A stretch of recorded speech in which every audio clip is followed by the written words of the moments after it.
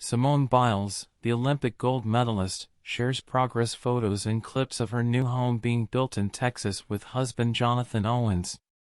The updates on her Instagram story showcase the exterior, kitchen, and a spacious walk-in closet of the house.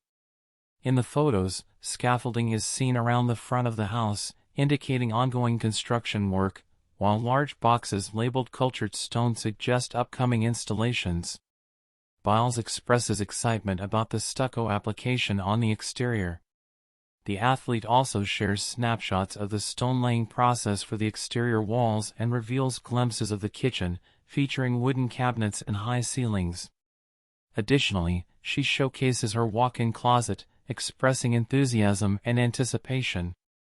Biles' home construction journey has seen its share of challenges, as hinted in previous social media posts, but the latest update reflects progress and excitement for the impending completion.